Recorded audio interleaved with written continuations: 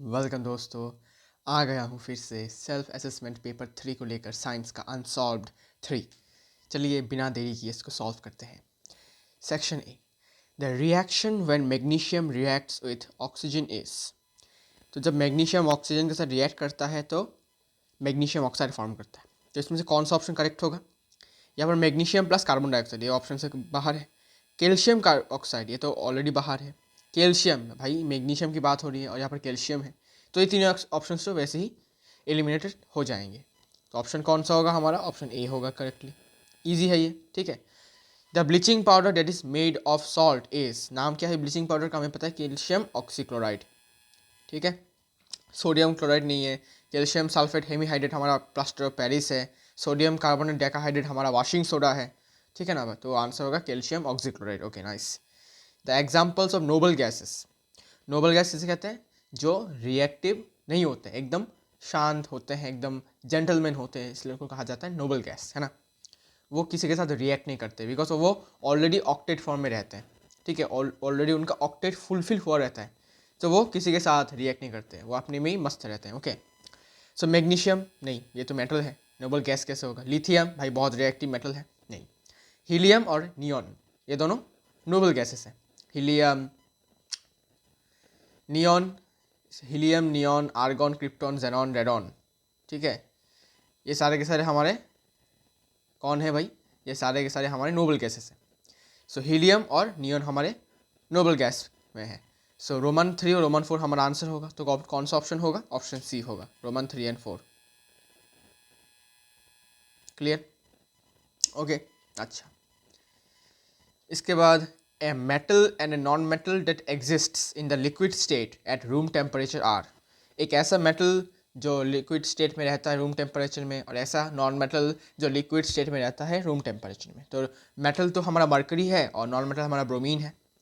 सो mercury bromine, तो बहुत लोग थोड़ा सा देख लेना, पहला वाला मेटल बोला है तो पहले मरकरी होना चाहिए, ठीक है। और आयोडीन तो होगा नहीं, ठीक है। आयोडीन लिक्विड फॉर्म में नहीं आता है, ओके, सॉलिड फॉर्म में रहता है रूम टेम्परेचर में। So bromine is the answer, mercury and bromine. Okay, अच्छा। Which of the following salts don't have the water of crystallization? आइए देखते हैं। Bleaching powder, plaster of Paris, washing soda, baking soda. तो bleaching powder का formula तो आपको पता ही है, calcium oxychloride CaOCl2। Washing soda का Na2CO3 dot 10H2O dot 10H2O। Plaster of Paris का कैल्शियम सल्फेट डॉट हेमीहाइड्रेट। और बेकिंग सोडा का NaHCO3। अब किस किस में वाटर ऑफ क्रिस्टलाइजेशन नहीं है? तो ब्लीचिंग पाउडर में नहीं है और बेकिंग सोडा में नहीं है। तो ऑप्शन रोमन 1 और रोमन 4 में नहीं है ना। तो ऑप्शन कौन सा होगा? ऑप्शन होगा हमारा डी, रोमन 1 एंड 4 में हमारा वाटर ऑफ क्रिस्टलाइजेशन नहीं है। क्लियर? ओके। इसके बाद आ जाते हैं यहाँ पर, मैच दी फॉलोइंग।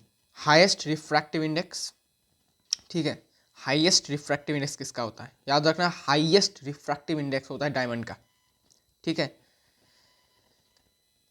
हाईएस्ट इस केस में यहाँ पर, ठीक है, इस टेबल में हाईएस्ट तो वैसे भी डायमंड का होता है, ठीक है। सबसे ज़्यादा रिफ्रैक्टिव इंडेक्स डायमंड का ही है अभी तक का, और भी ज़्यादा है आई गेस, मुझे जितना याद है कि डायमंड का हाईएस्ट है, हाईएस्ट के कैटेगरी में है वो, ठीक है। हाई के कैटेगरी में, या फिर कह सकते हो हाईएस्ट के कैटेगरी में है। ओके, सो ए होगा रोमन 3, ठीक है, ये तो कन्फर्म्ड है। डायमंड का रिफ्रैक्टिव इंडेक्स बहुत ज़्यादा है।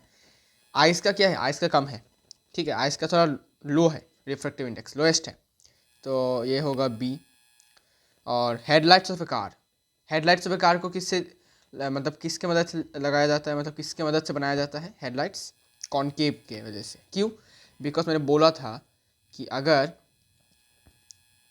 अगर कॉनकेव मिरर के फोकस से, ठीक है, फोकस से अगर लाइट पास करता, ठीक है, लाइट का रे पास करता है तो वो पैरेलल में बन जाता है ना, ऐसे। अगर फोकस से लाइट के रेस पास करते हैं तो वो रिफ्लेक्ट होकर पैरेलल बीम्स बन जाते हैं, और ये पैरेलल बीम्स हमें क्या करता है? दूर तक ऑब्जेक्ट को इल्यूमिनेट करने में मदद करता है। तो अगर आप बहुत दूर दूर, ठीक है, अंधेरे जगह पर आप ड्राइविंग कर रहे हो तो बहुत दूर तक तुमको लाइट पहुंचा के देगा हमारा कॉन्केव मिरर, बिकॉज फोकस के बहुत पास ही बल्ब लगा हुआ होता है, ठीक है। और फोकस से जब भी लाइट रेज पास करते हैं तो वो रिफ्लेक्ट होकर पैरेलल बन जाते हैं प्रिंसिपल एक्सिस के, ओके। तो पैरेलल बीम्स बनते हैं, तो इसलिए हेडलाइट्स में लगाए जाते हैं दिस। और साइड रियर व्यू मिरर आपको पता है convex mirror, because convex mirror diminished, virtual और erect behind a mirror form करता है। तो इसके कारण क्या होता है, जो लार्ज फील्ड व्यू है वो आपको मिलता है, तो आप बहुत बहुत दूर के भी चीज़ आप देख सकते हो, ठीक है, छोटे से मिरर में, बिकॉज साइज़ छोटा होता है, गाड़ियों का साइज़, बिल्डिंग्स का साइज़, उसका बैकग्राउंड का साइज़ छोटा होता है, तो आप बहुत दूर का भी देख सकते हो कि क्लियरली ट्रक आ रहा है, बस आ रहा है, क्या आ रहा है, ठीक है ना। तो इसका तो डी होगा। तो ऑप्शन कौन सा होगा, ऑप्शन होगा A3। तो और ये देखो A3 होगा, बाकी में नहीं है, तो आपको टाइम वेस्ट नहीं करना है, जिसमें A3 होगा उसको टिक करना है, बिकॉज देखो यहाँ पर A3 सिर्फ और सिर्फ एक में ही है, ठीक है। तो बाकी आपको इसको टिक कर देना है और बाकी का देखने की ज़रूरत नहीं है, ठीक है। ये थोड़ा सा जल्दी आपको टाइम बचाएगा। Now when light enters the atmosphere it strikes on extremely fine particles, okay, which deflect the rays of light in all possible directions. This is due to what? Reflection of light एकदम नहीं, atmospheric refraction नहीं, ये तो bending of light हो जाएगा। इसमें बोला है कि डिफ्लेक्ट द लाइट्स, ठीक है। डिफ्लेक्ट मतलब क्या, फैलाना। डिस्पर्शन ऑफ लाइट नहीं भाई, डिस्पर्शन ऑफ लाइट मतलब स्प्लिट हो जाना, यहाँ पर कोई स्प्लिटिंग की बात नहीं है, ठीक है। तो आपको पता ही होगा कि पार्टिकल्स जो होते हैं, बहुत छोटे छोटे पार्टिकल्स, एकदम फाइन पार्टिकल्स कह सकते हो, ठीक है, जिनका साइज़ यू कैन से कॉलोइडल पार्टिकल्स के बराबर होता है, 1 नैनोमीटर टू 100 नैनोमीटर के बीच में, ठीक है। तो वो क्या करते हैं, वो एटमॉस्फेयर से आने वाले लाइट्स को अपनी तरफ खींच लेते हैं, या फिर कह सकते हो कि एब्जॉर्ब कर लेते हैं, सिंपल सी बात है, ओके। अब एब्जॉर्ब करने के बाद वो री एमिट करते हैं, मतलब पहले तो सपोज ये पार्टिकल्स थे, सपोज लाइट ऐसे आ रहे थे उनके पास, ऐसे आ रहे थे उनके पास, ठीक है, ठीक है, ऐसे आ रहे थे। आने के बाद क्या हुआ, उसने लाइट को एब्जॉर्ब कर लिया, लाइट को एब्जॉर्ब किया, करने के बाद वो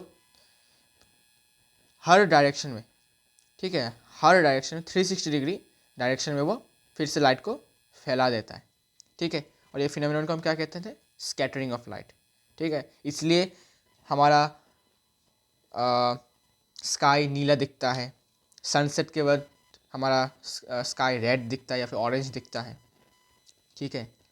और रात को ब्लैक दिखता है, या फिर अंधेरा मतलब क्या, ब्लैक डार्क दिखता है, सिंपल सी बात है। So this is due to scattering of light, ठीक है। अच्छा, the colour of earthing wires in an electrical circuit is, तो देखो हमें बताया कि न्यूट्रल वायर, ठीक है, न्यूट्रल वायर मतलब हमारा नेचुरल वायर का कलर होता है हमेशा ब्लैक, ठीक है, कोडिंग की वजह से, ठीक है, मतलब एक कोड दिया गया है इनको, ठीक है, कि दुनिया के जितने भी न्यूट्रल वायर्स होंगे वो ब्लैक होंगे, ठीक है, ज़्यादातर केस में। और जितने भी लाइव वायर होंगे वो रेड से होंगे, ठीक है, जो जितने भी लाइव वायर्स होंगे वो रेड से होंगे, ठीक है। और जितने भी तुम्हारे अर्थिंग वायर्स हैं जो ज़मीन के अंदर चला जाता है ना, और हमारे मेटलिक पार्ट, जितने भी मेटलिक पार्ट्स वाले अप्लायंसेस हैं उनमें एक्सेस करंट ना रहे, ठीक है, उनके बॉडी में जैसे छूने से तुमको शॉक लग सकता है, तो वो ना रहे, इसको उनको मिट्टी में मतलब ज़मीन के अंदर वो ले जाता है उसको, है ना। तो ले जाने के बाद ये इसका काम जो है ना, ये काम है इसका। तो इसका जो कलर होता है वो बेसिकली हमेशा ग्रीन ही होता है, ऑरेंज कभी कभी केस में होता है लेकिन मोस्ट केस में ग्रीन होता है, ठीक है। अर्थिंग वायर का आप देख सकते हो घर में, आपको घरों में देख सकते हो अर्थिंग वायर का वो कलर ग्रीन ही होता है, मतलब आपको कोई और कलर का, ऑरेंज कलर का भी दिख जाएगा लेकिन मोस्ट केसेस में तुमको ग्रीन ही दिखेगा, ये जनरल है, ठीक है। अभी लोग ऑरेंज भी यूज़ करते हैं लेकिन ग्रीन ही आपको चूज़ करना है, यही आपका करेक्ट आंसर होने वाला है, ठीक है। So this is the green, orange भी होता है लेकिन ग्रीन ही आपको देना है, क्योंकि ग्रीन ही ज़्यादा केस में देखने को मिलेगा आपको। Which of the following is a good conductor of electricity, electricity का गुड कंडक्टर कौन है, आयरन, रबर, वुड, प्लास्टिक। बहुत आपको पता ही है, आयरन सबसे अच्छा कंडक्टर है, रबर तो भाई बैड कंडक्टर है, वुड तो और भी बैड कंडक्टर है, प्लास्टिक भी बैड कंडक्टर है। तो अब only roman one, this option B होगा इसका आंसर, ठीक है। The metal X does not react with cold water but floats on but floats on hot water with the formation of colorless bubbles. Which of the following represents metal X? तो मुझे बताओ पहले ऐसे कौन से मेटल्स हैं जो सिर्फ और सिर्फ कोल्ड वाटर से रिएक्ट कर पाते हैं। पहला हमारा पोटेशियम, फिर हमारा सोडियम, फिर हमारा कैल्शियम। ये तीनों ही सिर्फ और सिर्फ कोल्ड वाटर से रिएक्ट करने वाले मेटल्स हैं। और बाकी हॉट वाटर के साथ कौन? हॉट वाटर के साथ सिर्फ और सिर्फ मैग्नीशियम। ठीक है, तो यहाँ पर देखो ऑलरेडी क्लियरली लिख के रखा है, metal x does not react with cold water, मतलब कोल्ड वाटर के साथ रिएक्ट नहीं करेगा, मतलब सोडियम, पोटेशियम और कैल्शियम होगा ही नहीं। Clear? But floats on hot water with the formation of colourless bubbles.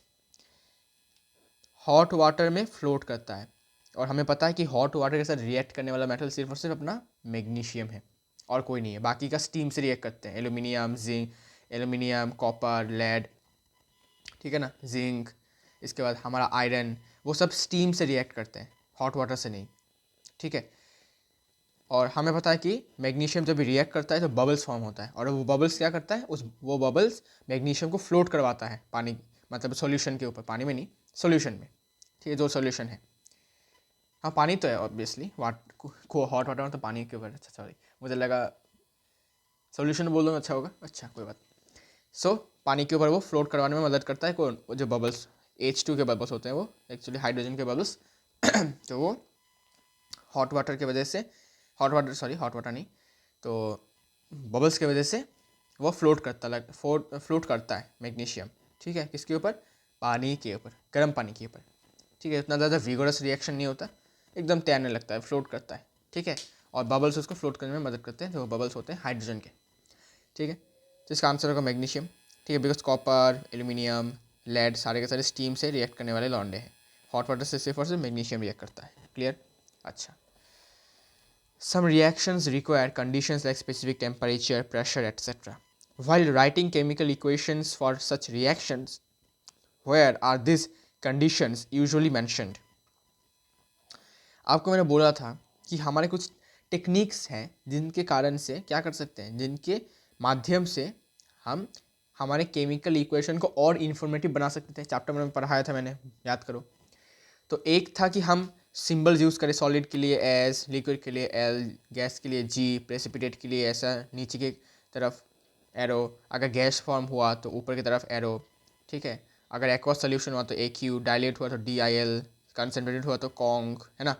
इसके बाद रिवर्सिबल रिएक्शन हुआ तो कुछ ऐसा, और क्या, इतना ही तो है ना। हाँ, अगर याद नहीं आ रहा और तो इतना ही है। अच्छा ठीक है, इसके बाद हमने बोला था कि अगर हमें रिएक्शन के कुछ कंडीशंस, सपोज टेम्परेचर कितना लगा, कितना प्रेशर में इसको रिएक्शन करना पड़ रहा है ना, इन सबको हमें कहाँ मेंशन करना था?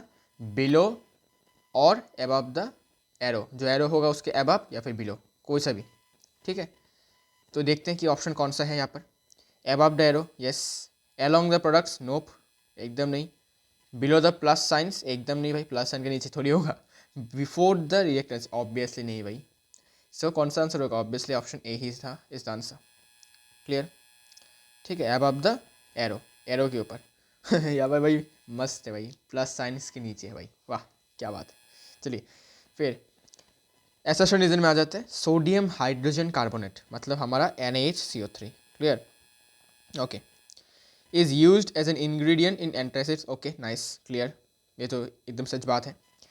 एंड रीज़न क्या है, मतलब इसको क्यों एंटासिड के हिसाब से यूज़ किया जाता है, मतलब एंटासिड में क्यों इसका इंग्रेडिएंट, इसका यूज़ क्यों है, इसका रीज़न क्या है? देखो, sodium bicarbonate is a mild non corrosive basic salt. Yes, it is also true. ठीक है, तो इसका आंसर होगा ए। क्यों?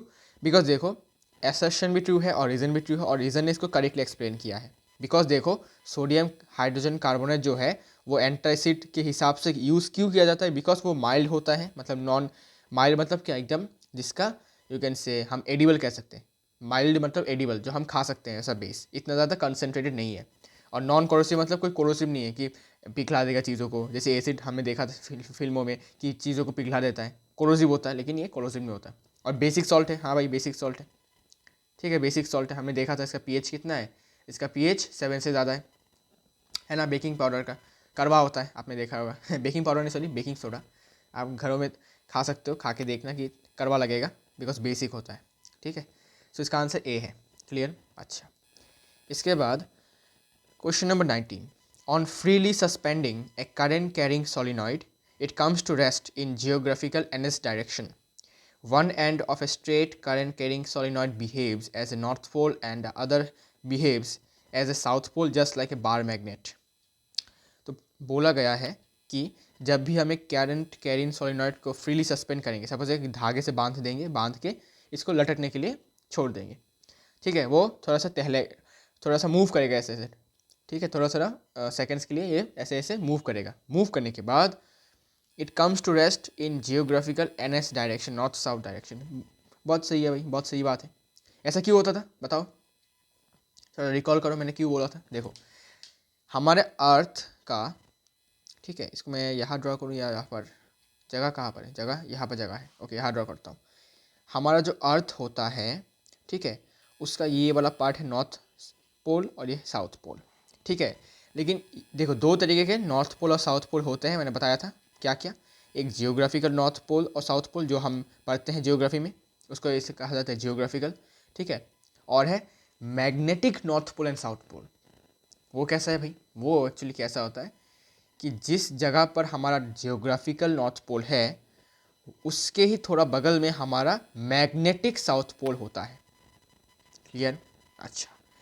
और जिस जगह पर हमारा जियोग्राफिकल साउथ पोल होता है उसके थोड़ा सा बगल में हमारा मैग्नेटिक नॉर्थ पोल होता है। तो ज़रा सोचो हमारा मैग्नेट किसकी तरफ, किसके वजह से नॉर्थ साउथ डायरेक्शन दिखाता है? Obviously magnetic south pole north pole की वजह से। अगर मैं अभी यहाँ पर एक बार मैग्नेट को रख दूँ ऐसे करके, तो वो क्या करेगा, उसका नॉर्थ पोल कहाँ पर होगा? क्या नॉर्थ पोल इस तरफ होगा क्योंकि जियोग्राफिकल साउथ पोल यहाँ पर है? जी नहीं, नॉर्थ पोल साउथ पोल तय होगा मैग्नेटिक साउथ पोल और नॉर्थ पोल के एस्पेक्ट पर। तो देखो यहाँ पर साउथ पोल है, तो साउथ पोल किसको अट्रैक्ट करेगा? मैग्नेट के नॉर्थ पोल को।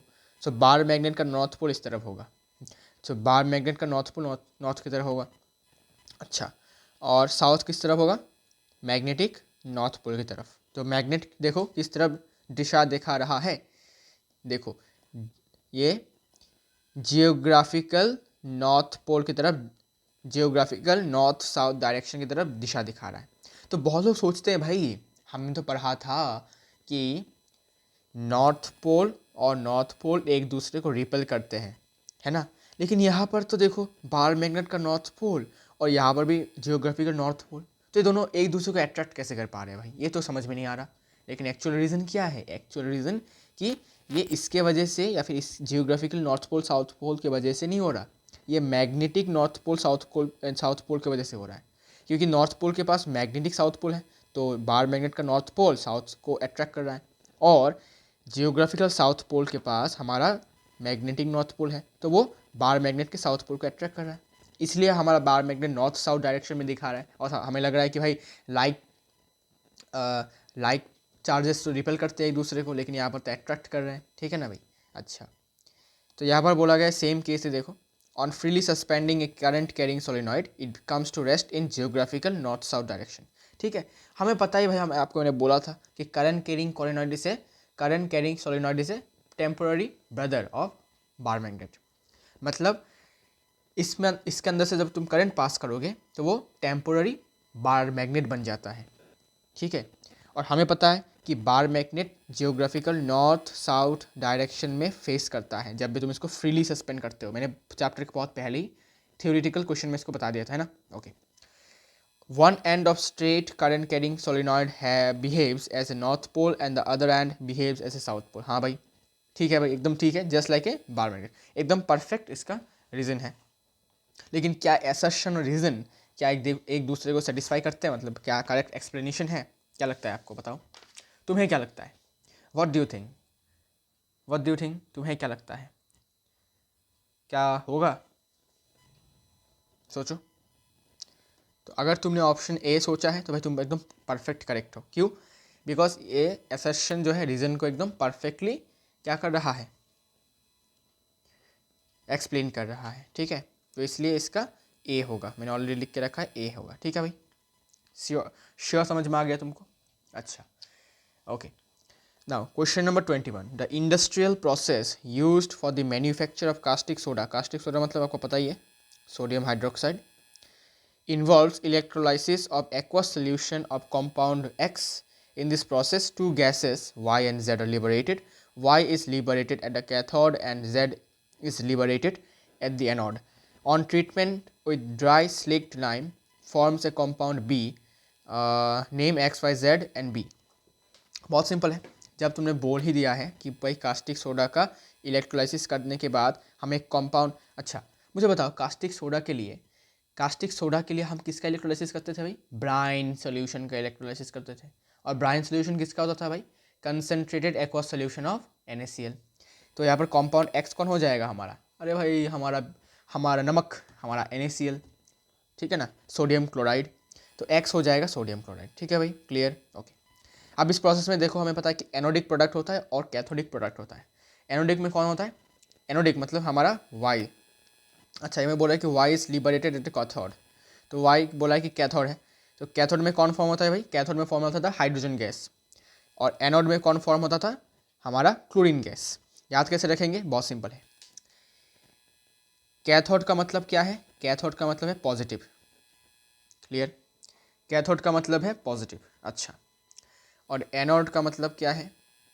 एनोड का मतलब है नेगेटिव। अच्छा भाई, मुझे बताओ कि यहाँ पर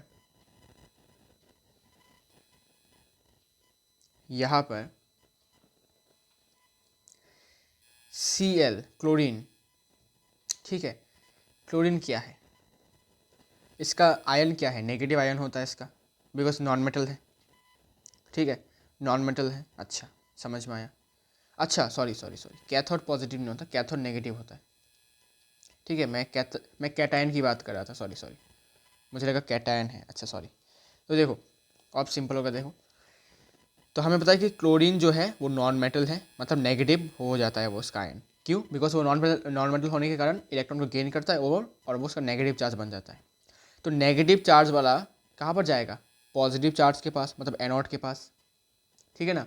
तो एनोड से हमारा क्लोरीन गैस निकलता है, याद रखना ऐसे। और हाइड्रोजन क्या है भाई? हाइड्रोजन तो भाई H+ आयन्स देता है, पॉजिटिव आयन देता है। तो वो किसके पास जाएगा? नेगेटिव के पास, मतलब कैथोड के पास। तो कैथोडिक प्रोडक्ट क्या होगा? Hydrogen gas. क्लियर हो गया? बस। सो हमारा एनोडिक प्रोडक्ट होगा, मतलब Z होगा क्लोरीन गैस, और कैथोडिक मतलब Y होगा हमारा H2 गैस, मतलब हाइड्रोजन गैस। ठीक है, और क्या बोला? हाँ, अच्छा, and Z is liberated at the cathode, sorry anode. Anode में कौन फॉर्म होता है? Cl2। Okay. On treatment with dry slaked lime forms a compound B। तो ज़रा याद करो, जब ड्राई स्लेक्ड लाइम के साथ हम क्लोरीन गैस को रिएक्ट करवाते थे तो हमें क्या मिलता था? Calcium oxychloride plus H2O।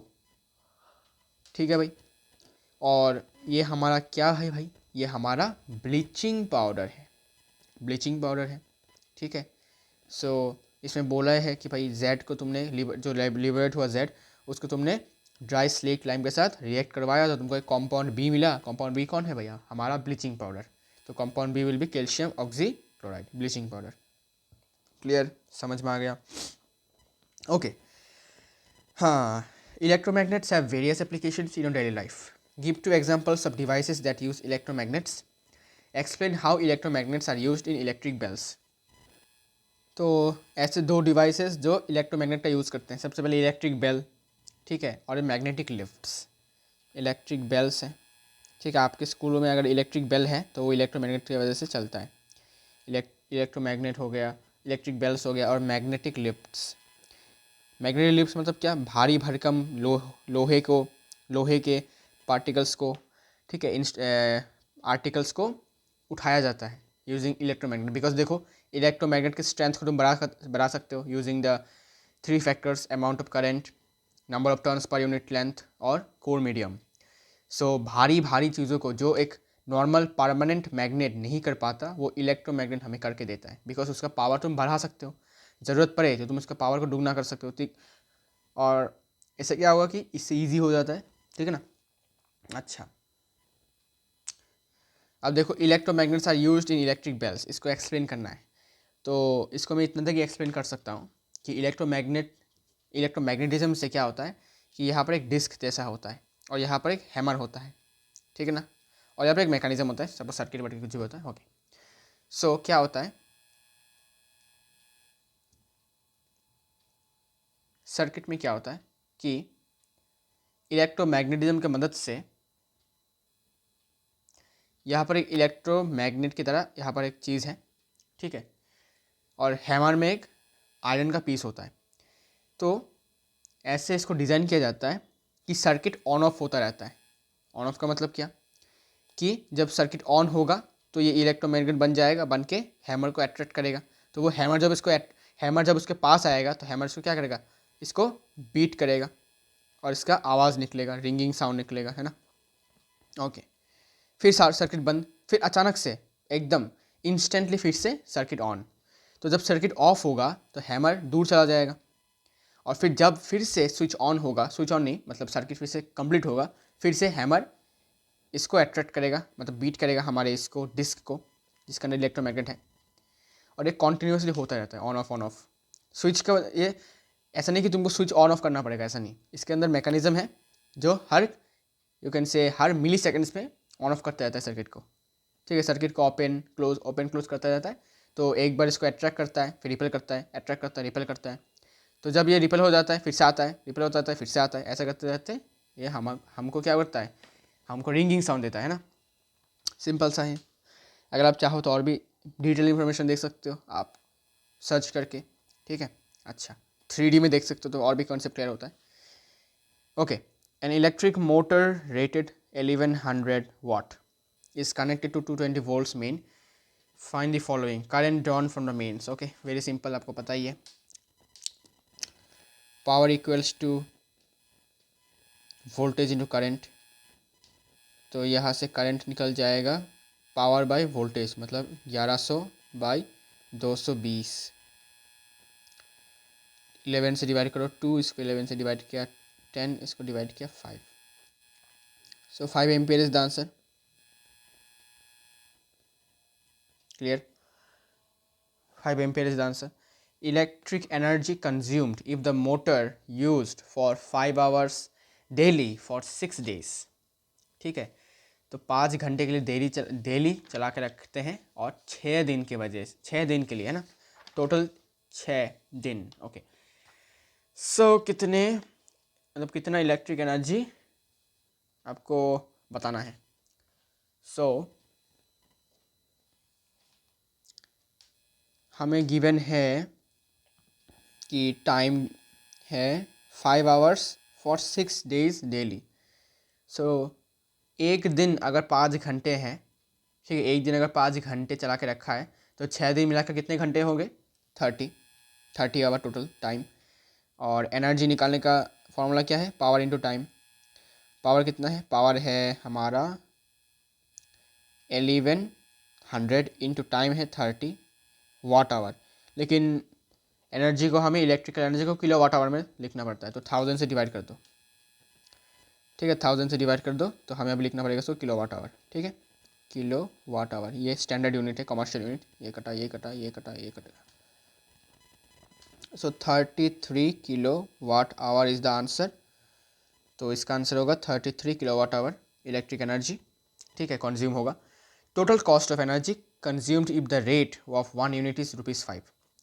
1 unit का मतलब क्या, 1 यूनिट का मतलब 1 किलो वाट आवर का कॉस्ट है ₹5। तो टोटल कॉस्ट कितना होगा, तो अगर 1 किलो वाट आवर का है ₹5 तो 33 किलो वाट आवर का कितना होगा, 33 इंटू 5, मतलब 33 into 5 rupees.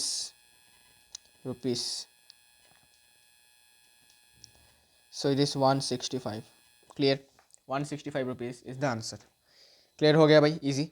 Okay, easy question था, टफ नहीं था, ठीक है, बच्चे भी कर लेंगे, तुम तो कर ही लोगे, है ना, ठीक है। आइए आइए आइए। When ethanol reacts with ethanoic acid in the presence of concentrated H2SO4, a substance with a fruity smell is produced. Answer the following. State the class of compounds to which the fruity smelling compounds belong.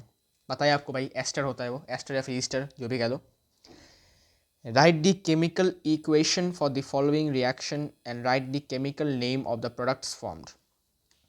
तो कैसा reaction होता है भाई? CH3CH2OH हमारा ethanol plus ethanoic acid कैसा होता है? CH3C, यहाँ पर डबल बॉन्ड O, फिर यहाँ पर OH। ठीक है, ये हमारा इथेनॉइक एसिड। फिर हमें मिलता है हमारा प्यारा सा एस्टर। जगह ही नहीं है, रुको रुको रुको। सो it will B C2H5 CO, फिर यहाँ पर हमारा सॉरी CH3। सो CH3 पहले, इसके बाद C carbon, double bond O, फिर से O, फिर C2H5। ओके, और ये हमारा एस्टर हो गया। फिर वाटर। अच्छा, स्टेट्स मत लिखो अभी, देखिए मैंने लिखा नहीं। ये एक्वस, ये सॉलिड और ये liquid. Okay, aqueous solid liquid. अच्छा, तो ये हमारा हो गया एस्टर फॉर्म। इसका क्लास ऑफ कंपाउंड एस्टर है, लेकिन अभी इसका नाम क्या है मैं आपको बताया था कैसे नेमिंग करते हैं। सबसे पहले इस वाले ऑक्सीजन के राइट हैंड साइड में, फिर से बता रहा हूँ, इस वाले ऑक्सीजन के राइट हैंड साइड में जो भी एल्काइल ग्रुप होने वाला है, यहाँ पर एल्काइल ग्रुप क्या है? इथाइल। उसको सबसे पहले लिखना है, तो लिख दिया इथाइल। फिर इस ऑक्सीजन के लेफ्ट हैंड साइड में सबसे लॉन्गेस्ट कार्बन चेन चुनना है। तो सबसे लॉन्गेस्ट कार्बन चेन यही होता है। तो इसमें कितने कार्बन है? 1 2। ठीक है, 2 कार्बन मतलब क्या? इथेन प्लस सिंगल बॉन्ड है इसलिए इथेन प्लस। अब एस्टर के लिए जो सफिक्स लगता है, सेकेंडरी सफिक्स, वो क्या होता है? OAT। अब यहाँ पर O है और यहाँ पर E आ गया है ना, E है और यहाँ पर O आ गया है, तो E को कैंसिल करना पड़ता है। ठीक है, तो कैंसिल करने के बाद ये बन जाता है इथेनोएट। डन। तो इस वाले कंपाउंड का नाम होगा इथाइल इथेनॉइड और इसका क्लास ऑफ कंपाउंड होगा एस्टर। मतलब फंक्शनल ग्रुप होता है कार्बोक्सी एल्कोक्सी, हाँ कार्बोक्सी जैसा ही था, बोले जो भी हो। तो एस्टर हो जाएगा इसका क्लास ऑफ कंपाउंड। ओके, अच्छा अब कुछ बोला गया? हाँ, अब बोला है कि ये तो रोमन 1 हो गया। Roman 2, state the role of concentrated sulphuric acid. तो मैंने बताया था कंसनट्रेटेड सल्फ्यूरिक एसिड 2 तरीके के काम करता है इस वाले चैप्टर में। एक है डिहाइड्रेटिंग एजेंट, ठीक है, और एक है पॉजिटिव कैटलिस्ट। ना what is positive catalyst? Positive catalyst means जो रिएक्शन की स्पीड को बढ़ा दे, स्पीड ऑफ रिएक्शन को इंक्रीज कर दे, उसको हम कहते हैं पॉजिटिव कैटलिस्ट। और नेगेटिव कैटलिस्ट जो कम कर दे। और डिहाइड्रेटिंग एजेंट क्या? ठीक है, डिहाइड्रेटिंग एजेंट में क्या कर रहा है कि और यहाँ पर एक और लिख दो भाई, डिहाइड्रेटिंग एजेंट की तरह काम कर रहा है। ठीक है, मतलब वाटर मॉलिक्यूल्स को रिमूव कर रहा है डिहाइड्रेटिंग एजेंट। ठीक है, दो काम कर रहा है। ठीक है, देखो तभी तो H2 अलग हो गया। ठीक है ना, तभी तो यहाँ से H2 अलग हो गया, मतलब वाटर मॉलिक्यूल अलग हो गया। ठीक है, तो डिहाइड्रेटिंग एजेंट और पॉजिटिव कैटलिस्ट की तरह ये काम कर रहा है। Clear? Okay, now a student wants to use an electric heater, an electric bulb and an electric fan simultaneously. How should these gadgets be connected in the mains? Justify your answer giving 3 reasons. बहुत simple है, parallel में connect करना पड़ेगा। ठीक है, parallel में connect करना पड़ेगा।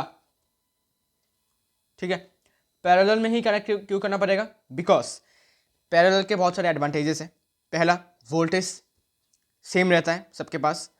दूसरा, अगर एक एप्लीकेशन खराब हो जाए तो बाकी के नॉर्मली वर्क करते हैं। ठीक है,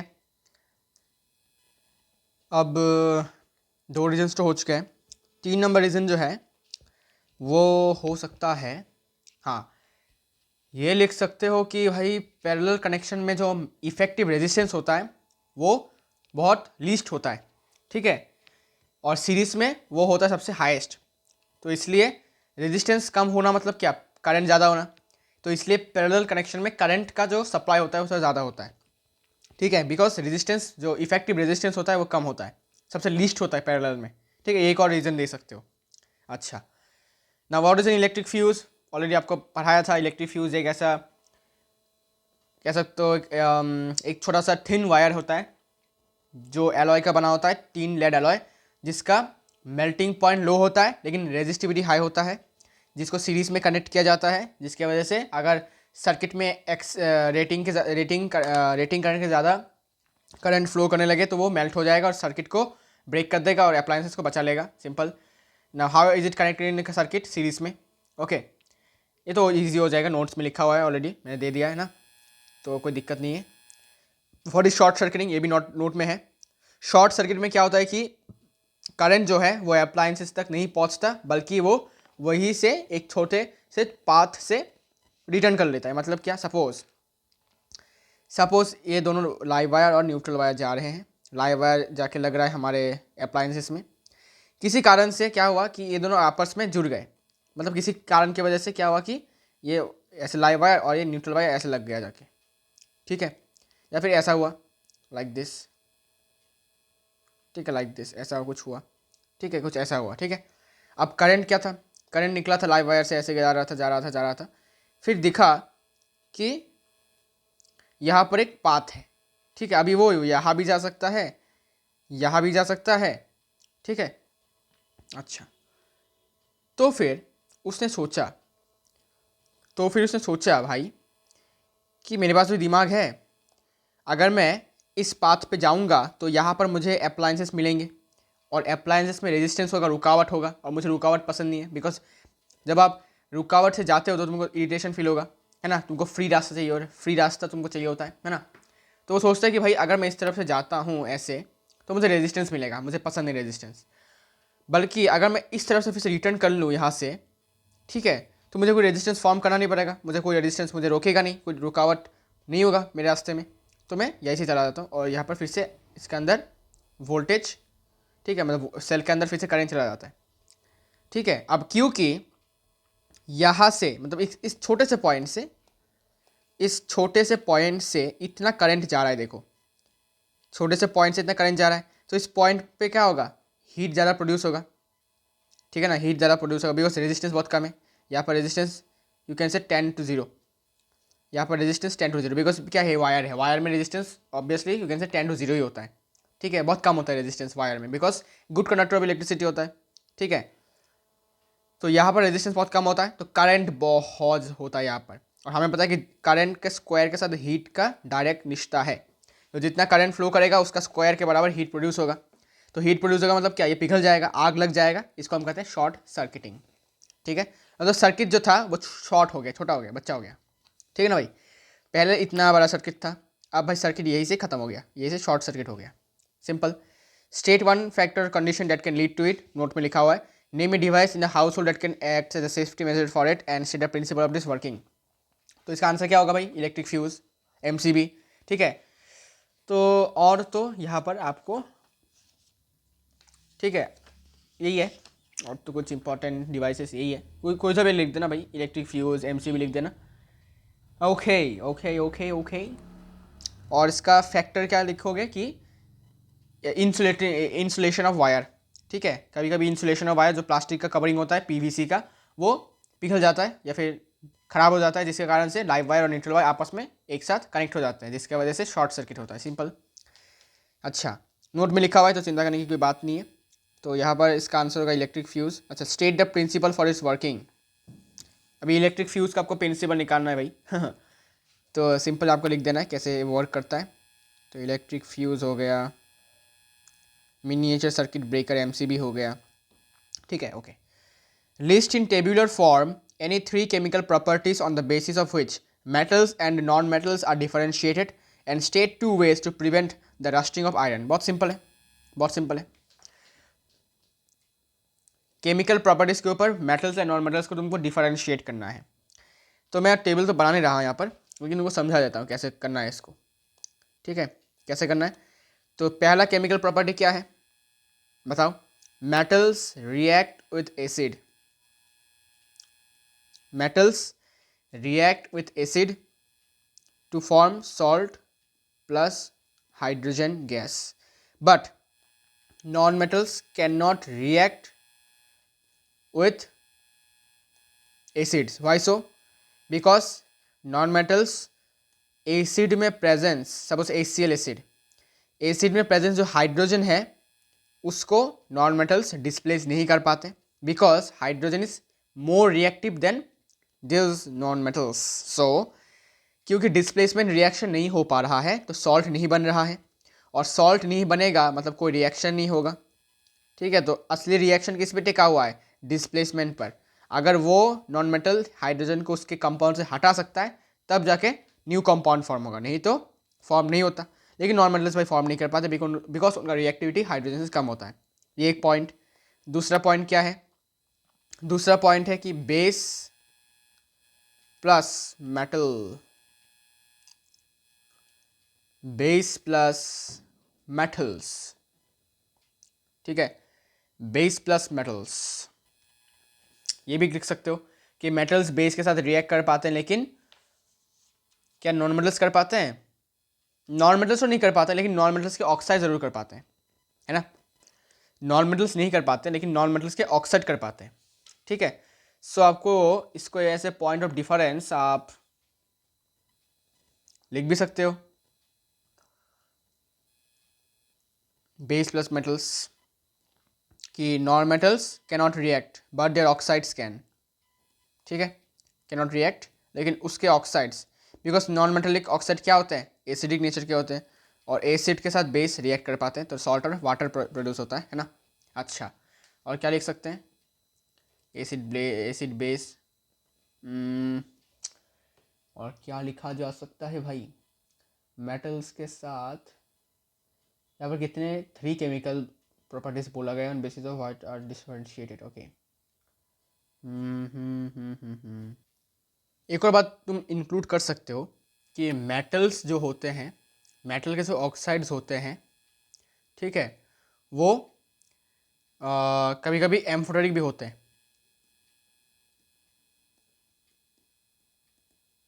एम्फोटेरिक ऑक्साइड्स भी होते हैं, मतलब वो एसिड की तरह भी एक्ट करते हैं और बेस की तरह भी एक्ट करते हैं, लेकिन नॉन मेटल्स के ऐसे होता है नहीं है.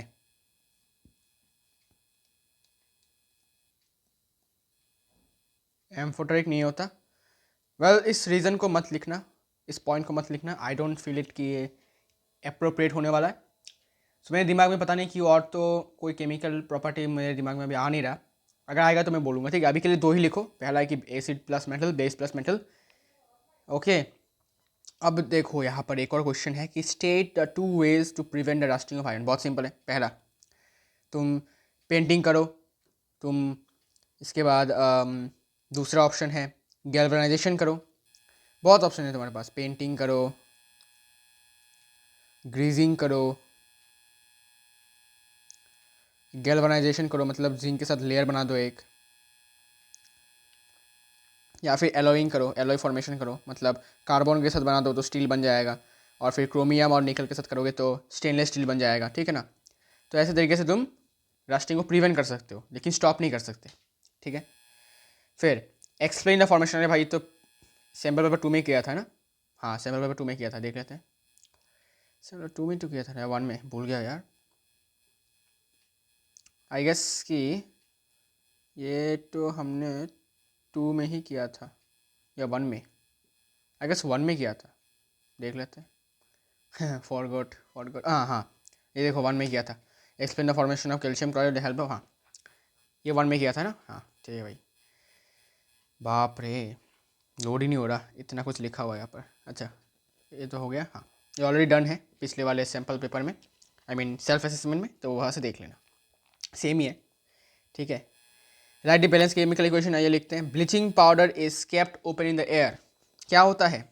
उड़ी उड़ी जाए हो जाता है, मतलब calcium oxychloride atmospheric carbon dioxide gas के साथ रिएक्ट करके कैल्शियम कार्बोनेट एक मार्बल डस्ट होता है, और क्लोरीन गैस उड़ी उड़ी जाए हो जाता है, मतलब वो कैल्शियम ऑक्सीक्लोराइड से निकल जाता है और इसलिए ब्लीचिंग पाउडर अपना ब्लीचिंग एक्शन खो देता है। क्लियर? इसको बैलेंस कर लो भाई, तुम्हारा काम है बैलेंस करना, मेरा काम है इक्वेशन लिखना। Blue crystals of copper sulphate are heated. Copper sulphate का फॉर्मूला क्या है? CuSO4 dot 5H2O। जब इसको हीट किया जाता है तो इसमें वाटर जो क्रिस्टलाइजेशन रहता है वो उड़ी उड़ी जाए हो जाता है, मतलब वो निकल जाता है, वेपर बन जाता है, वाटर वेपर बन जाता है। ठीक है, और ये ब्लू कलर से बन जाता है, कलरलेस या फिर वाइट। ठीक है, वाइट क्रिस्टल्स बन जाते हैं बिकॉज कलर जो है वो वाटर ऑफ क्रिस्टलाइजेशन की वजह से था। अब वाटर ऑफ क्रिस्टलाइजेशन नहीं है तो कलर भी नहीं रहेगा। ठीक है, लिख देना भाई, लिख देना।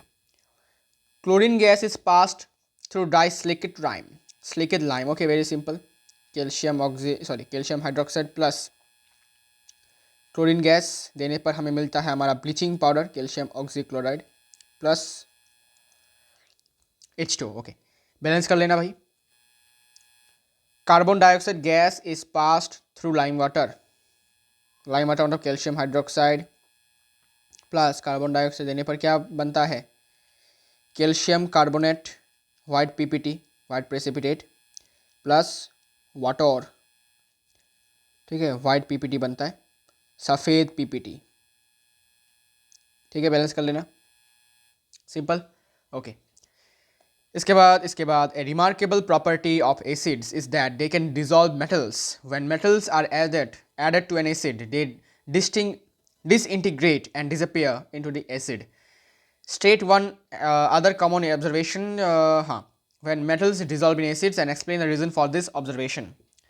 तो एक और ऑब्जर्वेशन दिखाने के लिए बोला गया है जो तुमको जब भी किसी मेटल के साथ नॉन एसिड का रिएक्शन होता है तब तुमको वो देखने को मिलता है apart from the dissolving of metals. इसका आंसर क्या होगा? इसका आंसर होगा हाइड्रोजन गैस का फॉर्मेशन, मतलब बबल्स भी देखने को मिल जाएगा तुमको, बबल्स। ठीक है, अब हाइड्रोजन गैस तो आगों से दिखेगा नहीं तो बबल्स लिखना पड़ेगा तुमको। So one other common observation वो होता है बबल्स। ठीक है, बबल्स होगा इसका answer. Bubbles of gas are formed. कौन सा गैस भाई? हाइड्रोजन गैस, ऑब्वियसली भाई, हाइड्रोजन गैस आर फॉर्म्ड। ठीक है, ये कॉमन ऑब्जर्वेशन है। तुम चाहे दुनिया का कोई भी मेटल को एसिड के साथ रिएक्ट करवा दो एक्सेप्ट नाइट्रिक एसिड, क्योंकि नाइट्रिक एसिड तो स्ट्रॉन्ग ऑक्सीडाइजिंग एजेंट है। ठीक है, लेकिन मैग्नीशियम और मैंगनीज के साथ भाई वो बराबर H2 गैस ही प्रोड्यूस करता है ना। अच्छा, ये कॉमन ऑब्जर्वेशन था। ठीक है, रीज़न क्या है? बिकॉज हमें पता है कि जब भी मेटल्स और एसिड रिएक्ट करते हैं तो मेटल्स हाइड्रोजन को डिस्प्लेस करता है, जो हाइड्रोजन बन जाता है हमारा H2 मतलब हाइड्रोजन गैस, और वो हाइड्रोजन गैस का बबल्स हमें देखने को मिलता है। बस सिंपल, ज़्यादा कुछ नहीं। If the acid with the dissolved metal is evaporated, can we get the metal back? Why or why not? तो देखो भाई, reason is no, answer is no. Reason is, सुनो, जब भी हमने मेटल को एसिड के साथ रिएक्ट करवाया तो एक सॉल्ट बन गया, सॉल्यूबल सॉल्ट। ठीक है, मतलब न्यू कंपाउंड फॉर्म हो चुका है। और हमने तो चैप्टर के पहले ही पढ़ा था कि भाई केमिकल चेंज में न्यू सब्सटेंस फॉर्म होता है और वो रिवर्सिबल नहीं होता। अगर तुमने एसिड के साथ मेटल को रिएक्ट करवा कर सॉल्ट प्रोड्यूस किया है तो तुम उसको एवेपोरेट करके तुमको सॉल्ट मिलेगा, तुमको फिर से मेटल नहीं मिलेगा, because it is a chemical change. Chemical reaction में क्या होता है? केमिकल चेंज होता है। तो केमिकल चेंज में तुमको न्यू सब्सटेंस फॉर्म होता है और तुम इसको रिवर्स नहीं कर सकते, तो तुमको मेटल फिर से वापस नहीं मिलेगा, बिकॉज तुमने जब रिएक्ट करवाया से एसिड को मेटल के साथ तुमको एक सॉल्यूबल सॉल्ट मिला अलोंग विथ हाइड्रोजन गैस। ठीक है, and this is chemical change, so it is irreversible in nature. You cannot get back the metal by evaporating the acid with dissolved metal. Clear? ये इसका reason होगा, समझ जाओ। In this question the word dissolve is used within quotes. This is because it is not actually an example of dissolving. What is the main difference between a metal dissolving in an acid and a sugar dissolving in acid? इसका क्या मतलब है भाई? तो देखो, simple सा difference है कि जब भी हम कहते हैं कि मेटल एसिड में डिजॉल्व कर रहा है तो उसमें सॉल्ट और गैस, हाइड्रोजन गैस प्रोड्यूस होता है, सिंपल सी बात है। लेकिन जब शुगर डिजॉल्व करते हैं हम वाटर में, वो एक फिजिकल चेंज होता है। मतलब अगर हम शुगर सोल्यूशन को इवेपोरेट करें तो हमें फिर से शुगर मिलेगा, लेकिन अगर हम मेटल जो कि एसिड में डिजॉल्व हो चुका है उस सोल्यूशन को हम अगर इवेपोरेट करें तो हमें सॉल्ट मिलेगा सॉलिड क्रिस्टल फॉर्म में, लेकिन हमें मेटल वापस नहीं मिलेगा। सो this is the main reason. लिख लेना, जो मैंने बोला वही लिखना, इससे ज़्यादा कुछ मत लिखना, एक्स्ट्रा बातें मत लिखना, ठीक है। अच्छा फिर से रिकैप करता हूँ कि मेटल्स डिजॉल्विंग इन एसिड का मतलब होता है केमिकल चेंज जो कि इरिवर्सिबल होता है। अगर उसमें हमें क्या मिलता है, हमें सॉल्ट और हाइड्रोजन गैस मिलता है, और यहाँ पर अगर हम इसको इवेपोरेट करें तो हमें वापस से मेटल हमारा डिजॉल्व हो गया जो है हमारा मेटल, वो हमें नहीं मिलेगा। लेकिन अगर तुम शुगर सोल्यूशन मतलब शुगर को पानी में डिजॉल्व करने के बाद उसको इवेपोरेट करोगे तो तुमको फिर से शुगर मिल जाएगा। क्लियर? मतलब ये एक फिजिकल चेंज है। क्लियर? अच्छा, a person is suffering from both myopia and hypermetropia. What kind of lenses can correct this defect? Obviously, very simple, bifocal lens. इसको हम कहते हैं प्रेस बायोपिया। बाइफोकल लेंस से करेक्ट हो जाएगा। How are this lens prepared? बहुत simple है, ठीक है। तो चश्मे में आपको देखा होगा नीचे वाला पार्ट जो होता है, ठीक है, वो कॉन्वेक्स का होता है, कॉन्वेक्स लेंस से बना हुआ होता है, और ऊपर वाला पार्ट होता है कॉन्केव का। तो कॉन्वेक्स से पास का देखने के लिए नियर ऑब्जेक्ट, और कॉन्केव के मदद से दूर का ऑब्जेक्ट मतलब फार। क्लियर? ऐसे बाइफोकल लेंस बनाया जाता है, बस ऐसे लिख देना, बस सिंपल, ठीक है। अच्छा, a person needs a lens of power +3 dioptre, मतलब कॉन्वेक्स लेंस है, ठीक है, पॉजिटिव पावर है, for correcting his near vision and -3 dioptre for correcting his distant vision. Okay, nice. Calculate the focal length of the lenses required to correct this defects. Okay, तो पहले power है तुम्हारा +3 dioptre, तो यहाँ से focal length हो जाएगा 1/3 metre, ठीक है, 1/3 मीटर।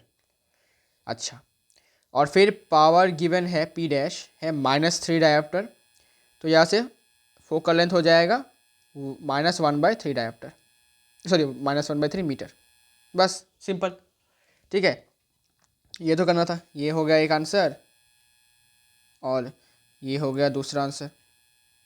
बस इजी, टफ नहीं था, इजी था, है ना।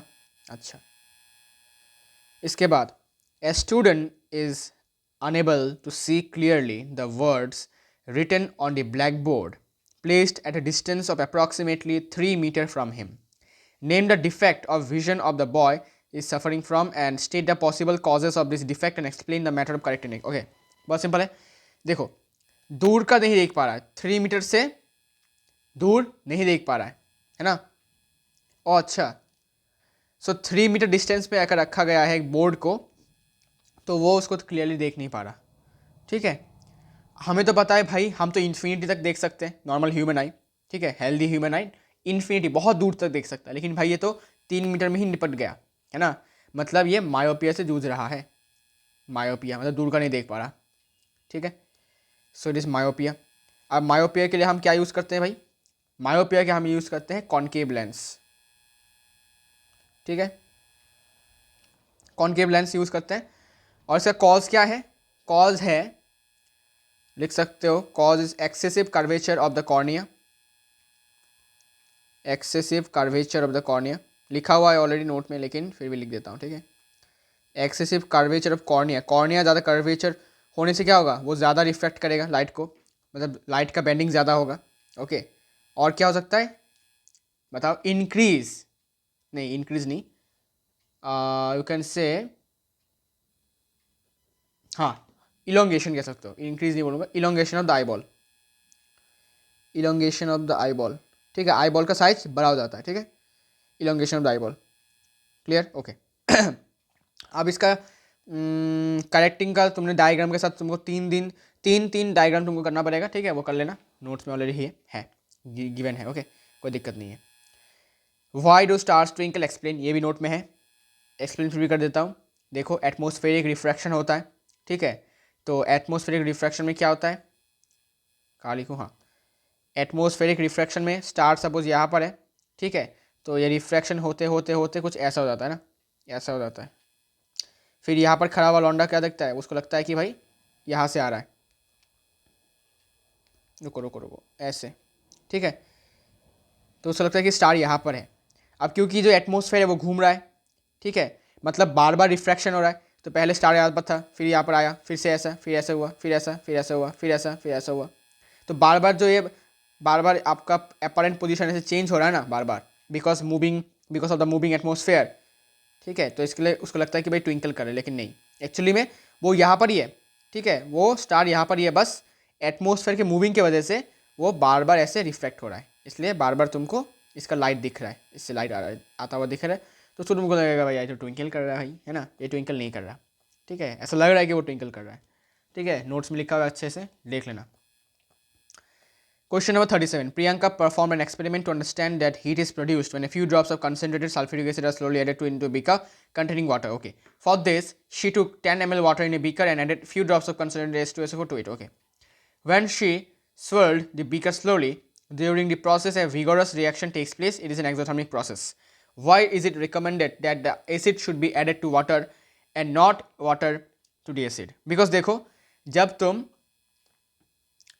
तुम पानी में H2O में एसिड डालोगे तो स्प्लैशिंग होगा, ठीक है, स्प्लैशिंग होगा प्लस बहुत ज़्यादा लोकल हीटिंग होने से बीकर क्रैक हो जाएगा, फट भी सकता है, ठीक है, so you can say to prevent तुम्हारा splashing of acid and causing हमारा स्किन बर्न हो सकता है, splashing causing burns, severe burns हो सकता है भाई, सीवियर बर्न्स, और किससे प्रोटेक्ट करने के लिए, एक्सेसिव लोकल हीटिंग से प्रिवेंट करने के लिए, एक्सेसिव लोकल हीटिंग की वजह से बीकर फट सकता है, ब्रस्ट हो सकता है, और ग्लास के पार्टिकल्स आपकी आंखों में जा सकता है, आपके हाथों में लग सकता है, कुछ भी हो सकता है भाई, ठीक है, इसलिए इट इज़ रिकमेंडेड कि पानी में एसिड को डालो, या सॉरी पानी में, अरे मैंने क्या बोल दिया भाई, मैंने उल्टा बोल दिया क्या, सॉरी, मैं मीन करना चाहता था कि एसिड में पानी मत डालो, ठीक है, एसिड में पानी मत डालो, लेकिन पानी में एसिड डालो, पानी में थोड़ा थोड़ा करके एसिड डालो और कॉन्टिन्यूस स्टरिंग करो, ठीक है, ग्लास वाटर की मदद से इसको ऐसे करके मिक्स करते रहो, स्टर करते रहो कॉन्टिन्यूसली, ठीक है, और एक बहुत ही ज़्यादा एक्सोथर्मिक रिएक्शन होता है, ठीक है, लिखा हुआ है already. How will the concentration of hydrogen ions be affected if N acid is diluted? तो देखो, जब भी एसिड को डाइल्यूट किया जाता है तो होता क्या है, होता ये है कि पर यूनिट वॉल्यूम, ठीक है, पर यूनिट वॉल्यूम जो है H प्लस आयन्स का कंसंट्रेशन कम होता जाता है, H plus ion concentration decreases, ठीक है, तो per unit volume H plus ion का कंसंट्रेशन डिक्रीज, लिखना पड़ेगा पर यूनिट वॉल्यूम, ये बहुत इंपॉर्टेंट वर्ड है, नहीं लिखोगे तो मार्क्स नहीं मिलेगा, पर यूनिट वॉल्यूम, ठीक है, हर 1 मीटर क्यूब में क्या होता है, H प्लस आयन का कॉन्सेंट्रेशन जो पहले इतना था वो कम हो जाता है, ठीक है, ये लिखना है। What is this process called? Obviously भाई नाम में ही लिखा हुआ है डाइल्यूशन, ठीक है, डिफाइन द प्रोसेस, अरे भाई ये क्या बात हो रहा है भाई define dilution is the process, ठीक है, ऑफ मिक्सिंग, और you can say mixing water to acid, no ऐसा नहीं, वाटर टू एसिड मत लिख देना भाई, ठीक है, बहुत लोग यहाँ पे गलती कर देते हैं, dilution is a process in which few drops of acid is added to water and with continuous stirring, ठीक है, and you can say it is an exothermic reaction, ठीक है, फिर फुल स्टॉप रख लिखना है कि in this process the H plus ion concentration per unit volume decreases, okay, इसके बाद आपको लिख देना है this process is known as dilution, ठीक है, बस इतना ही है। Which acid is stronger and why, अच्छा व्हाई नहीं बोला ना, अच्छा, फॉस्फोरिक एसिड नो भाई वीक एसिड है, WA weak acid, sulphuric acid strong acid है, नाइट्रस एसिड भाई वीक एसिड है, नाइट्रिक एसिड स्ट्रॉन्ग एसिड है लेकिन नाइट्रस एसिड वीक है, ठीक है, so our answer is sulphuric acid strong acid है, क्लियर, अच्छा। Question number 39, observe the following source, observe the following source carefully and answer the question. A student focused the image of a candle flame on a white screen by placing the flame at different various distances from a convex lens. He noted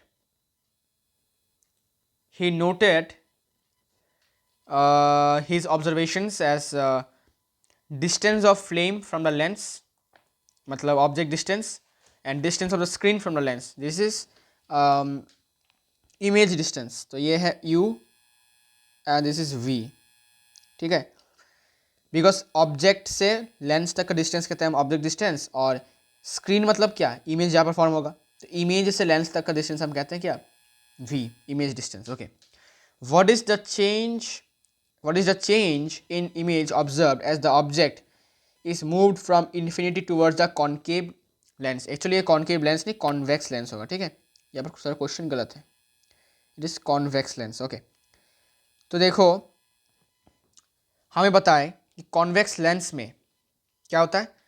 convex lens में जब जब जब जब तुम object को lens के करीब लेकर जाते हो तो वो ऑब्जेक्ट का साइज जो होता है, ठीक है, वो इमेज का साइज, ऑब्जेक्ट का साइज तो सेम ही रहता है, लेकिन इमेज का साइज जो होता है वो बढ़ता जाता है.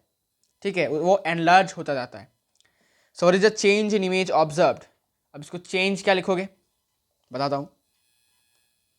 तो अगर आप अपना नोट्स खोलेंगे और खोल कर देखेंगे कॉन्वेक्स लेंस में, जब तुम ऑब्जेक्ट को यहाँ पर रखोगे, ठीक है, पहले 2f1 में रखो, sorry behind 2f1, beyond 2f1 जो भी बोल लो, तो ऑब्जेक्ट का साइज होता है कितना, डिमिनिश्ड. फिर 2f1 में सेम साइज, फिर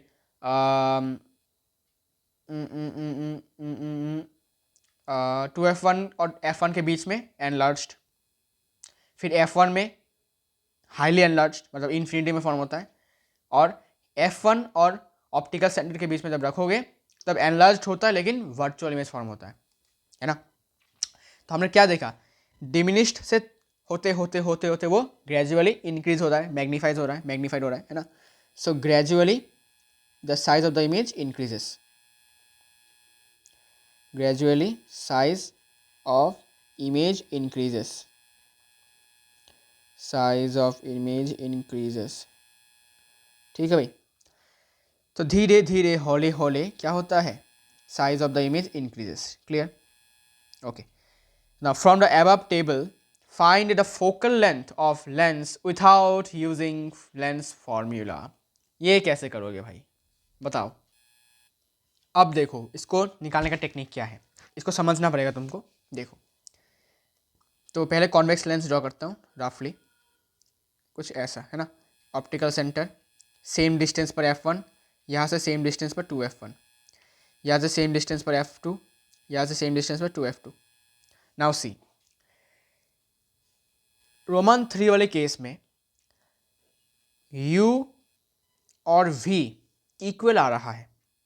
अच्छा मुझे बताओ ऐसा कब होता है, मतलब कहाँ पर रखने के बाद ऑब्जेक्ट डिस्टेंस और इमेज जहाँ पर फॉर्म हो रहा है वहाँ से लेंस का जो डिस्टेंस होता है वो बराबर होता है. ज़रा याद करके देखो, सोचो कहाँ पर होगा. सोच लिया, the answer is 2f1. 2f1 में ऑब्जेक्ट रखोगे तो फॉर्म होता है 2f2 में, और सेम साइज का फॉर्म होता है ना, सेम साइज का फॉर्म होता है. क्लियर, सेम साइज का फॉर्म होता है. अच्छा, ये तो समझ में आ गया. अच्छा, हमें पता है कि ऑप्टिकल सेंटर से f1 के डिस्टेंस को हम कहते हैं फोकल लेंथ, मतलब f. ठीक है, और ऑप्टिकल सेंटर से 2f1 के डिस्टेंस को हम कहते हैं ट्वाइस ऑफ फोकल लेंथ, इसलिए देखो यहाँ पर 2f1 लिखा हुआ है. क्लियर. अच्छा, सिमिलर केस में अगर मैं इस तरफ से देखूं तो हमें पता है कि OF1 और OF2 बराबर होता है, OF1 और OF2 बराबर होता है. ठीक है, इसका मतलब OF1 तो हमें पता है कि फोकल लेंथ है, और OF2 भी क्या हो जाएगा, फिर ये भी फोकल लेंथ हो जाएगा.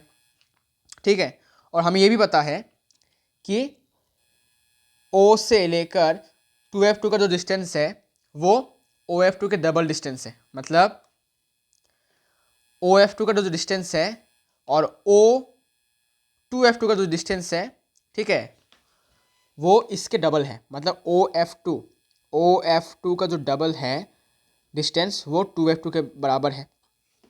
सो OF2 तो हमें पता है कि फोकल लेंथ है twice of focal length equals to 2f2। मतलब कि मतलब ये हो गया कि O2f2 का डिस्टेंस भी 2f होगा, जैसे कि यहाँ पर हमने देखा O2f1 का डिस्टेंस 2f था। अब गौर से देखो, हमने ऑब्जेक्ट को यहाँ रखा था, ठीक है, और लेंस यहाँ पर था, जो ऑब्जेक्ट डिस्टेंस 30 है, तो यहाँ से यहाँ 30 है। ओके, सिमिलर केस में इमेज यहाँ पर फॉर्म हुआ 2f1 में, सॉरी 2f2 में, और यहाँ से इमेज या फिर कह सकते हो लेंस से स्क्रीन तक का जो डिस्टेंस है उसको हम कहते हैं इमेज डिस्टेंस, जो कि 30 है, सेम है। ओके, और हमें ये भी पता है, अभी हमने निकाला कि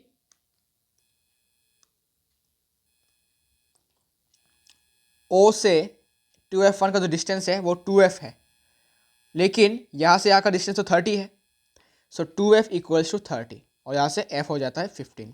समझ में आया कि नहीं बताओ? फिर से बताता हूँ, देखो एक लेंस बनाओ, ऑप्टिकल सेंटर, यहाँ से सेम डिस्टेंस पर हमारा f1 होता है। रुको थोड़ा वेट करो, इसका थोड़ा सा पतला कर देता हूँ, ठीक है। नाउ सी, यहाँ पर हमारा ऑप्टिकल सेंटर, सेम डिस्टेंस पर f1 और सेम डिस्टेंस पर 2f1, यहाँ से भी सेम डिस्टेंस पर f2, ठीक है, और सेम डिस्टेंस पर 2f2, ये मैंने आपको बताया था, ठीक है। और हमें पता है कि OF1 का डिस्टेंस और OF2 का डिस्टेंस बराबर होता है। सिमिलर केस में 2f1, ठीक है, 2f1 और रुको 2f1 नहीं, O2f1 और O2f2 का जो डिस्टेंस है वो भी बराबर होता है, ठीक है, because this is the midpoint of this distance and this is also the midpoint of this distance, and since OF2 and OF1 are equal, so O2f1 and O2f2 are also equal in length. Okay, अच्छा, now हमने object को 2f1 में place किया था और form हुआ 2f2 में, तो ऑब्जेक्ट से लेंस का डिस्टेंस, ऑब्जेक्ट डिस्टेंस जो कि है 30, और ऑब्जेक्ट से सॉरी लेंस से इमेज का डिस्टेंस, मतलब स्क्रीन का डिस्टेंस, इमेज डिस्टेंस जो कि ऑल्सो 30 है। अब याद रखना, ऑप्टिकल सेंटर से f1 तक का डिस्टेंस फोकल लेंथ, और ऑप्टिकल सेंटर से यहाँ f2 का डिस्टेंस भी फोकल लेंथ, बिकॉज दोनों ही फोकल लेंथ है, दो दो फोकस है, दो दो फोकल लेंथ। ओके, अब यहाँ से मतलब इस वाले डिस्टेंस से यहाँ तक, ऑप्टिकल सेंटर से 2f1 तक, ये ट्वाइस ऑफ फोकल लेंथ के बराबर है। क्यों? Because OF1 is equals to 2f1 ठीक है, बिकॉज मैंने आपको बोला था f1 is the midpoint of this, so this length and this length will be equal. So अगर ये लेंथ f हुआ तो ये वाला लेंथ भी f होगा, सो मिलाकर कितना हो गया 2f। लेकिन ये डिस्टेंस क्वेश्चन में टेबल में गिवन है कि 30 है ना, 30 है, तो यहाँ से मैं लिख सकता हूँ कि 2f इक्वल्स टू 30, यहाँ से फोकल लेंथ निकल जाएगा हमारा 15 सेंटीमीटर। समझ में आ गया? बस ऐसे करना है इसको, ठीक है, इसको आपको ऐसे करना है। So focal length will be equals to 15 centimeter. दिखा देना है भाई कैसे किया, यहाँ पर जगह नहीं है ठीक से इसलिए मैं दिखा नहीं पाया। अच्छा, so 2 number very very important. Now रोमा क्वेश्चन नंबर 3 का A, find the distance between foot of the object and formed image if an object is placed at a distance of 45 centimeter from the convex lens of focal length 15 centimeter. So object is place, u हो जाएगा -45 centimetre, और F हो रहा है हमारा convex lens है तो 15 centimetre positive. Now you have to find a distance between the foot of the object and the formed image. तो उसके लिए हमें पहले तो v निकालना पड़ेगा। So 1/f equals to 1/v minus 1/u। यहाँ से 1/v हो जाता है तुम्हारा 1/f प्लस 1/u।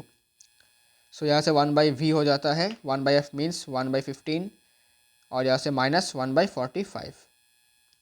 एलसीएम ले लो, 45 कॉमन, तो यहाँ पर 3 - 1 1/v।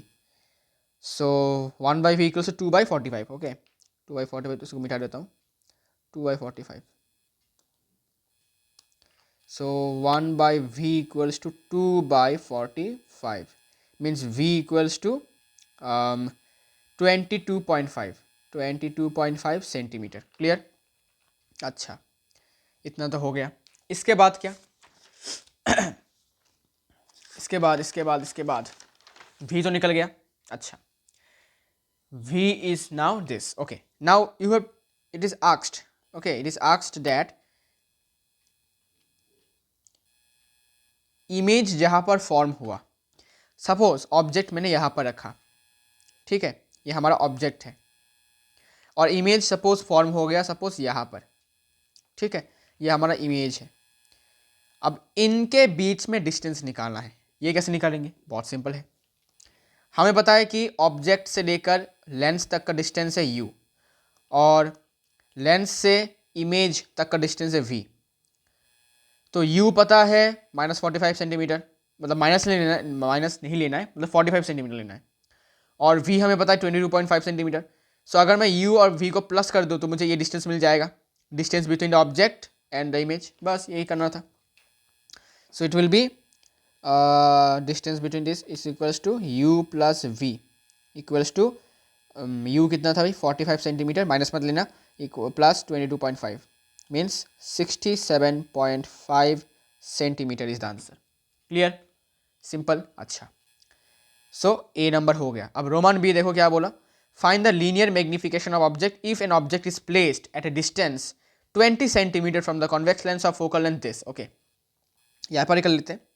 देखो ये अलग क्वेश्चन है, ये वाला अलग क्वेश्चन है. अच्छा, so okay, object distance is now -20 centimeter and focal length is 15 centimeter. Now find v. 1/v equals to 1/f plus 1/u है ना. अच्छा, इसके बाद क्या है भाई साहब? इसके बाद 1/f मतलब 1/15 और ये -1/20. एलसीएम ले लो 300, ठीक है, तो यहाँ पर हो जाएगा 20 - 15 मीन्स 5/300 मीन्स 1/60. ठीक है, तो डायरेक्ट लिख देता हूँ 1/v equals to 1/v equals to 1/60. थोड़ा सा वेट करो. अरे नहीं ये नहीं होना था. 1/v equals to 1/60. 1/60, so v equals to 60 centimetre, right. Okay, अब मैग्नीफिकेशन निकालने के लिए बोला. मैग्नीफिकेशन क्या होता है? v/u. v equals to 60, u equals to -20 equals to -3. तो फिर से चेक कर लो. मैग्नीफिकेशन -3 है मतलब रियल इमेज है माइनस के लिए, और 3 मतलब एनलार्ज्ड साइज है. 1 से बड़ा है मतलब 3 एनलार्ज्ड साइज है. तो ठीक है, हमारा आंसर करेक्ट है. ठीक है, हो गया. बस चलो भाई, अब घर चलो. हो गया. Self assessment 3 done with in 1 hour 13 minutes. ठीक है, और आशा करता हूँ आपको मज़ा आया ये वाला वीडियो. इंपॉर्टेंट क्वेश्चन ये था, क्वेश्चन नंबर 239 का, कि फोकल लेंथ कैसे निकालते हैं without using a lens formula. ठीक है, बस आपको देखना है कि कहाँ पर दोनों सेम वैल्यूज़ है, तो समझ जाओ कि ये 2f1 में रखा है ऑब्जेक्ट और ये 2f2 में इमेज फॉर्म हो गया. ओके, अच्छा, मिलते हैं नेक्स्ट वीडियो में सेल्फ असेसमेंट 4 के साथ. तब तक के लिए बने रहिए हमारे साथ, और अच्छा लगा वीडियो को, अगर वीडियो को अच्छा लगा तो लाइक करो और सब्सक्राइब कर दो अगर ऐसे वीडियो देखना है तो. ठीक है, तो मिलते हैं नेक्स्ट वीडियो में. तब तक के लिए बाय बाय.